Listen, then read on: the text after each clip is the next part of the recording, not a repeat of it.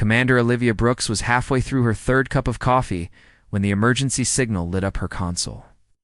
The red warning light cut through the quiet hum of the Deep Space Command Station like a knife. She set down her mug and leaned forward, her experienced fingers dancing across the holographic controls. The timestamp read 0347 hours. Most of the galaxy was asleep, but space never rested. The transmission crackled with static, the signal weak and breaking apart as it traveled. Across the vast emptiness between stars, Brooks adjusted the frequency, trying to clean up the audio. What she heard made her blood run cold. Quotes, please. Anyone who can hear this message. We are dying.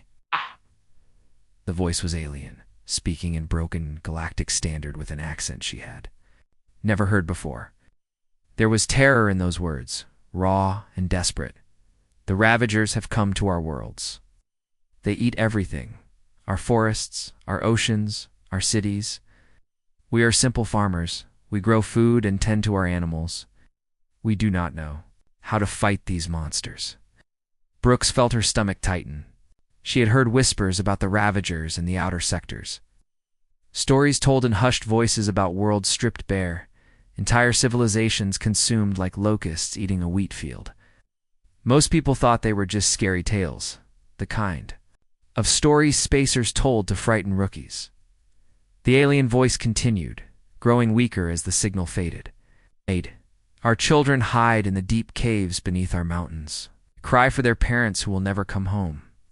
Our cities burn with fires that cannot be put out. We sent messages to the Galactic Council 7 rotations ago.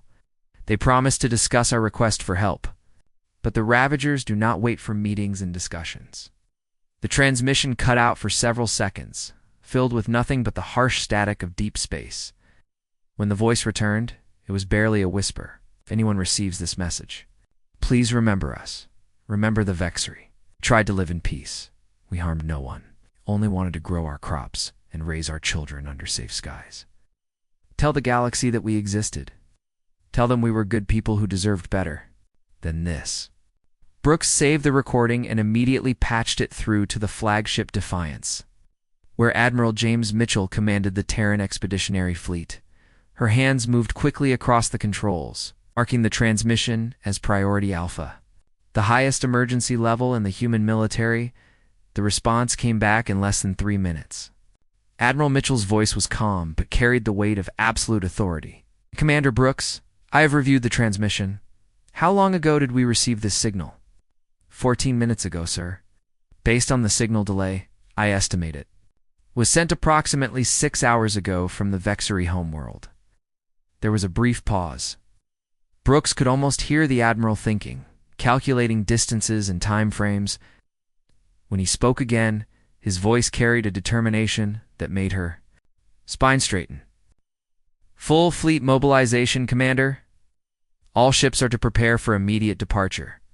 We launch in 2 hours. Send word to all department heads. This is not a drill. Brooks felt a surge of pride in her chest. While other species formed committees and held debates, humanity acted.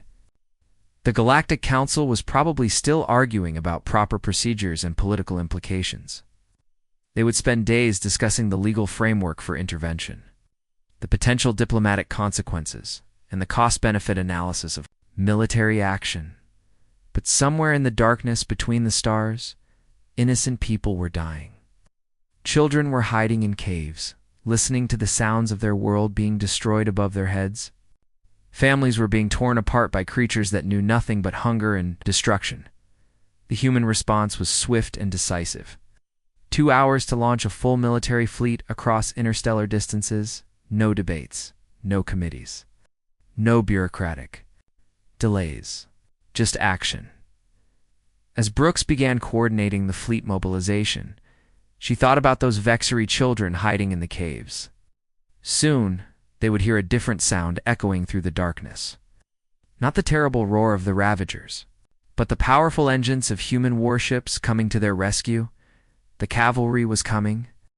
The fabric of space itself seemed to tear open as the Terran Expeditionary Fleet burst through hyperspace. One moment, the Vexery homeworld hung alone, and vulnerable in the vast darkness. The next moment, 57 massive human warships materialized, like ghosts stepping out of a nightmare. The lead ship, Admiral Mitchell's flagship Defiance, was a monster of black steel and bristling weapons. Its hull bore the scars of countless battles, plasma burns that had melted through armor plating, missile impacts that had left deep craters, and the telltale marks of energy weapons that would have destroyed lesser vessels. But the Defiance wore these wounds like badges of honor, proof that it had faced the worst the galaxy could throw at it and survived. Behind the flagship came the rest of the fleet. Heavy cruisers with gun batteries that could crack planets, destroyers built for speed and deadly precision, carriers loaded with fighter squadrons whose pilots had trained in the brutal skies above Earth's storm-racked oceans. Each ship told a story of humanity's rise from a single dangerous world to become the galaxy's most feared military force. Captain Rachel Stone, commanding the cruiser Thunderstrike, opened communications with the Vexery settlements scattered across the planet's surface. Her voice was steady and professional, but carried an undertone of iron determination that made even her own crew stand a little straighter. Ow. "This is the Terran Navy responding to your distress call. We have arrived. In full force. Maintain your current positions and stay in your shelters. Help has arrived." The response from the planet's surface was immediate, but filled with disbelief. The Vexery communications officer, speaking in heavily accented Standard, sounded like he was on the verge of tears. "Terran ships... We did not expect. How many vessels do you have?" 57 warships, full battle configuration," Captain Stone replied, without hesitation. "We came as soon as we received your message." There was a long pause from the planet, and the Vexery finally responded. His voice was shaking. "We thought... perhaps a small patrol ship. It may be 2 or 3 vessels at most. The Galactic Council told us they would consider sending observers to document our situation." Captain Stone's expression hardened. Observers. While people were dying, the Council wanted to send observers with cameras and clipboards. It was exactly the kind of bureaucratic nonsense that made her proud to serve in the human fleet instead of some committee-run peacekeeping force. "The human fleet doesn't send observers," she said firmly. "We send solutions. Across the fleet." Human officers and crew members took their positions with the practiced efficiency of a species that had turned warfare into a science. These weren't the pristine, sterile vessels that other civilizations built for show. Human ships were working machines, designed by engineers who understood that space was hostile and combat was deadly. The dreadnought Valor, commanded by Captain Michael Torres, moved into position above the planet's largest continent. Its weapon systems came online with a deep, thrumming sound that could be felt through the hull. The ship's armor was a patchwork of repairs and reinforcements, each section telling the story of a battle fought and won. Plasma scoring ran along the port side where Catherian raiders had tried and failed to disable the ship's main engines. Kinetic impact craters dotted the forward hull from a desperate last stand against pirate fleets in the Centauri system. Admiral Mitchell's voice suddenly boomed across all communication frequencies, cutting through the chatter of military coordination and civilian panic. His words were calm, measured, and absolutely terrifying in their quiet confidence. "Attention Ravager forces currently in this system," says Admiral James Mitchell of the Terran Expeditionary Fleet. "You have exactly one opportunity to withdraw from this system and never return. This is your only warning." He paused, letting the silence stretch across space like a held breath. "If you choose to remain, you will learn why the Galactic Classification Authority designates Earth as a Class 12 death world. You will understand why every species in known space fears the sound of human engines in the dark. You will discover what happens when you threaten innocent people within range of Terran guns." The message ended, leaving only the quiet hum of 57 warships hanging in space like sleeping predators. The Vexery had never seen anything like it. Other species sent diplomats and negotiators. They sent lawyers and bureaucrats. They sent strongly worded letters and formal protests. Humans sent battleships, and every weapon on every ship was now pointed toward the Ravager fleet lurking at the edge of the system. The Ravager fleet had swept across 47 different worlds, consuming entire civilizations like a swarm of hungry locusts. They had faced the elegant battle formations of the Altarian Empire, where ships moved in perfect geometric patterns, like a deadly dance. They had crushed the defensive networks of the Zephyrian Republic with their careful calculations and measured responses. They had overwhelmed the technological superiority of the Nexus Coalition, relied on computer algorithms to predict every possible outcome. But they had never faced humans. The first sign that something was different came when Lieutenant Jake Carter's Marine unit completely ignored standard boarding protocols. While every other species in the galaxy would request permission to dock, scan for defensive systems, and approach the enemy command ship through proper airlocks, Carter had a different idea. Waste disposal chute is 3 meters wide, he reported to his squad over the comm system, studying the schematics of the Ravager vessel. Perfect fit for a combat team in powered armor. His sergeant, a grizzled veteran named Rodriguez, just grinned.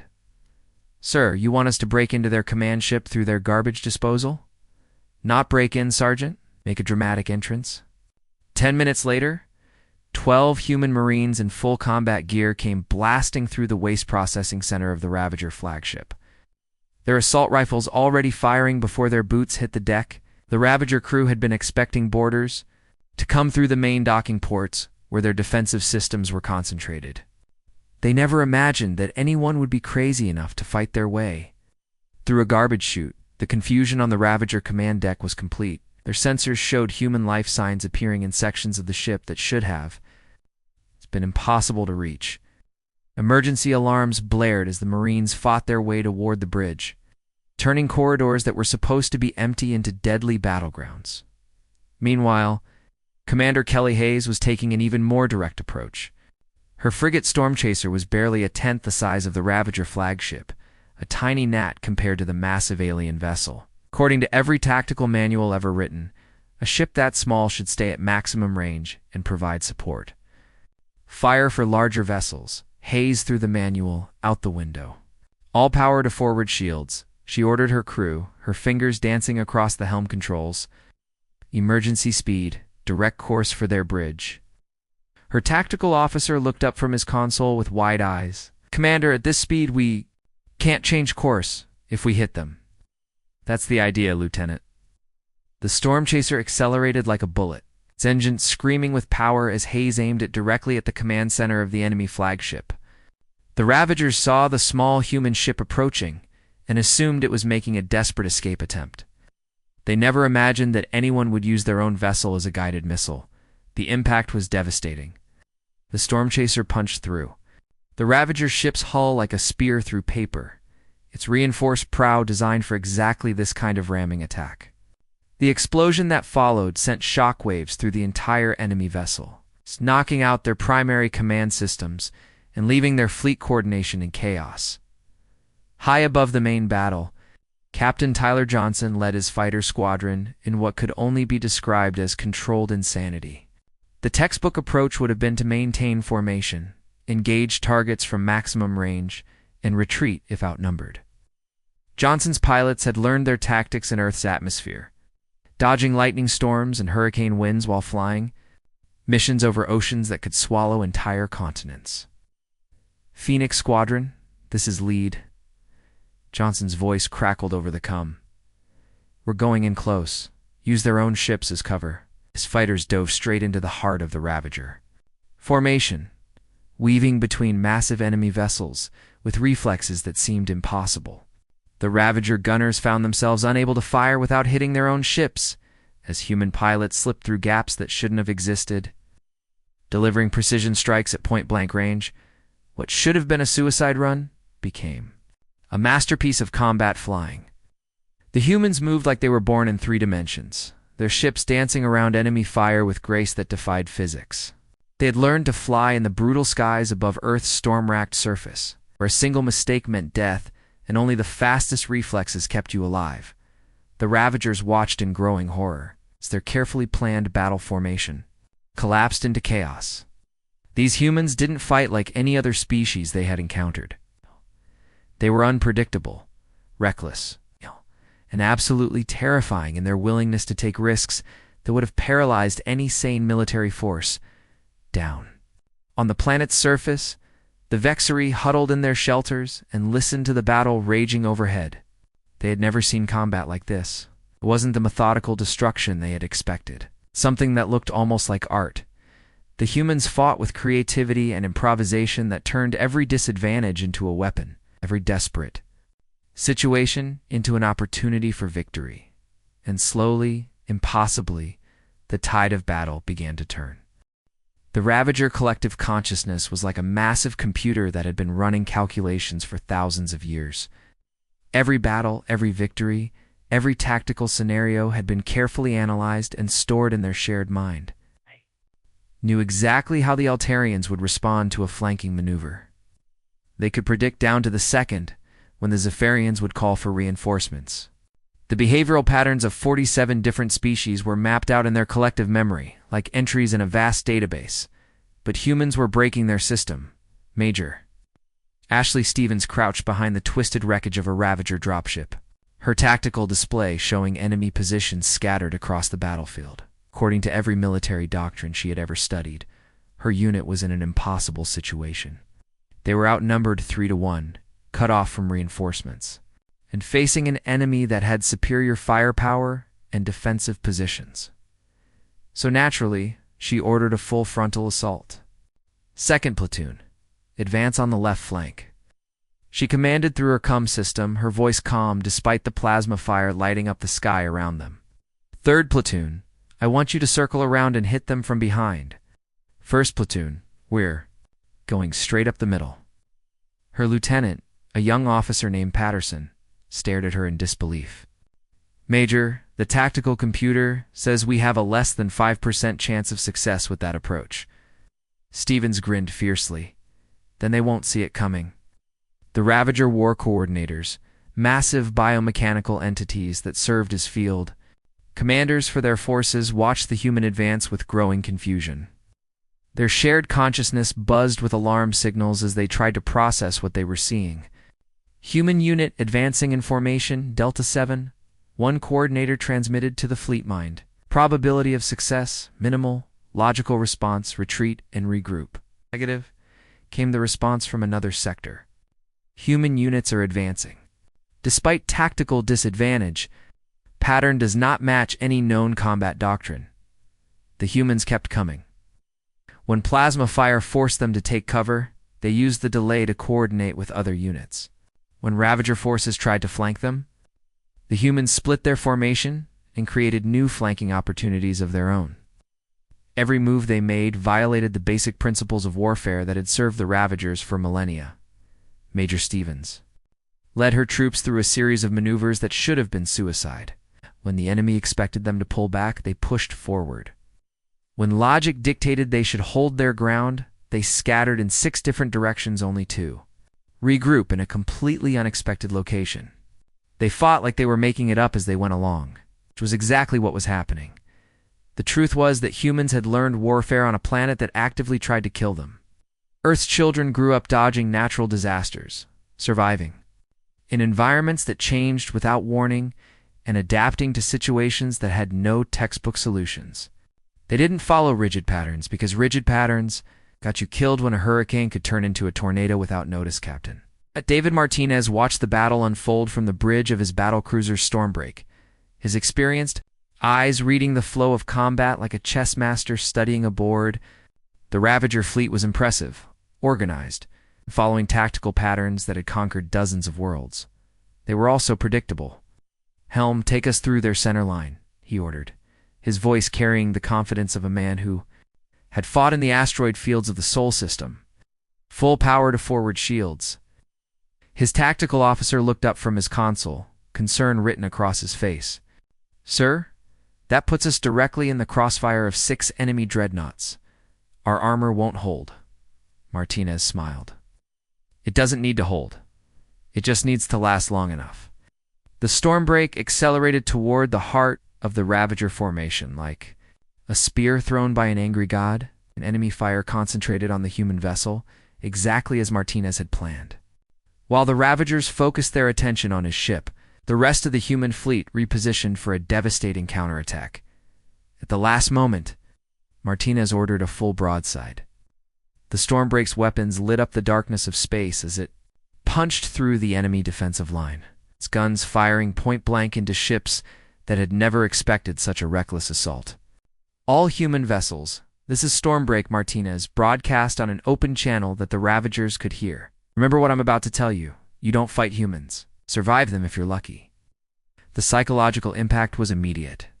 The Ravager collective consciousness, which had never experienced genuine fear, suddenly understood what it meant to face an enemy that couldn't be calculated or predicted.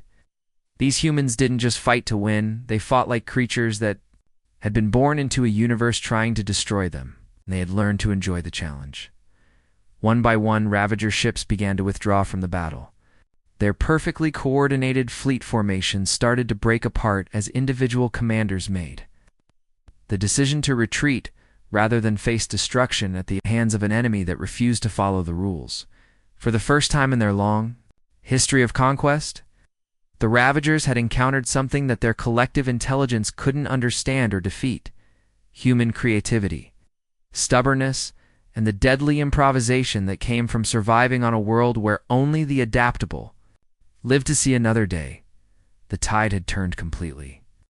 The silence of space was broken only by the fading energy signatures of Ravager ships jumping to hyperspace.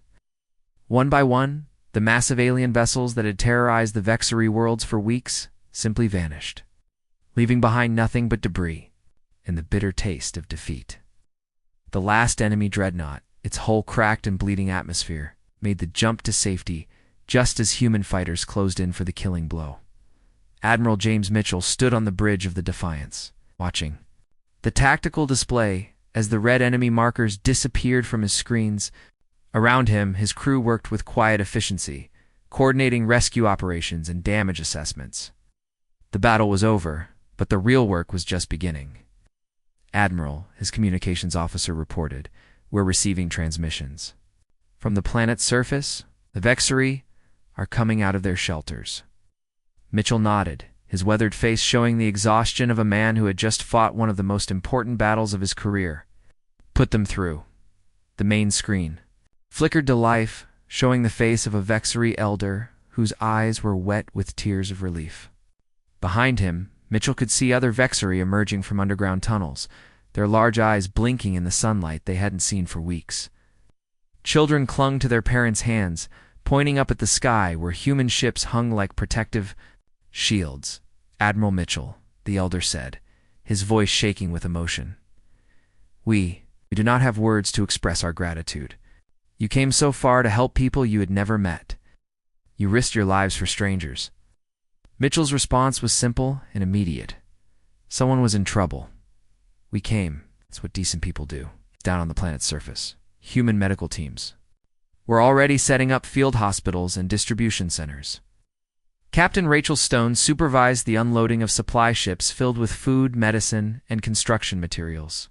Her Marines worked alongside Vexery civilians, helping to clear rubble from damaged buildings and search for survivors. Trapped in collapsed structures, the Vexery had expected their rescuers to be like every other military force they had encountered. Through the Galactic Council, they expected formal protocols, lengthy paperwork, and bills for services rendered. Instead, they found human soldiers sharing their own rations with hungry children and medics working around the clock to treat injured civilians without asking for payment or authorization. "How much will this cost our world?" The Vexery elder asked Admiral Mitchell, his voice heavy with the knowledge that his people had very little to offer in return for such massive assistance. Mitchell looked genuinely puzzled by the question. "Cost? There's no cost called for?"